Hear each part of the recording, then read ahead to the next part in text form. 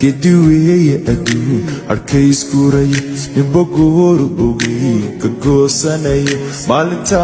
go'een ka soo qalbo nabad saaxiibayaal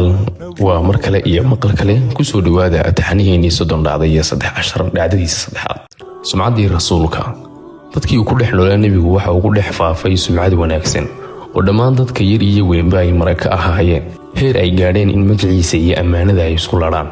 iyagoo uu bixiyay maxamed amiin ama saadiq al-amiin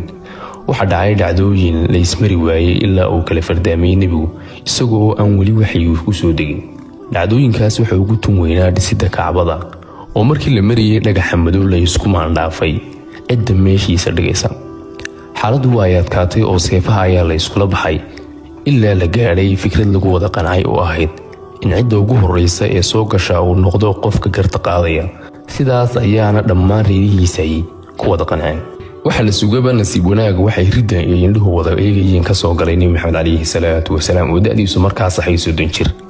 waxaana uu murugtay meel looma dhaafaankii taagnaa ku maareeyay aragti talmoon oo uu yidhi dhagaxa ku rida go'an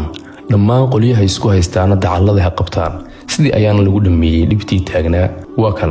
qora cabdulbaasid khaliil oo ka mid ah dadka wax ka qoray sooyaalka rasuulka oo leh markii uu nabigu gaadhay 35 jir waxa uu ka qayb qaatay dhismihii kacbada qurayshna waxa ay raali uga noqotay gartiisa markii uu gaadhay 40 jirna Allah ayaa u waxyooday oo u diray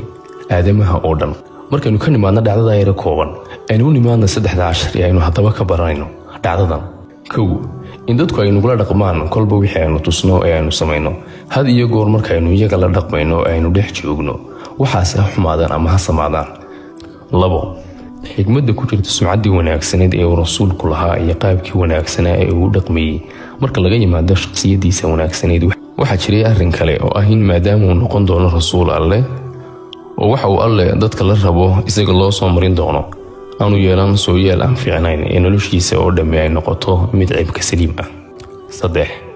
intaada 40 jirku ay tahay da'da ay awood jireed iyo tumaskaxeedba ee qofku dhammaystirmaan waana da'da uu alle rasuulada ugu waxyoon jiray halka ayaan ku soo koobaynaa dhacdadeena maanta aad baa u mahadsantihiin Mawlaha naga aqbalo camalada wanaagsan balankeenu waa in dhameysano 30 ka dhacdo iyo 13 casharba aad baa u mahadsantihiin. Assalaamu calaykum waraxmatullaahi wabarakaatuh.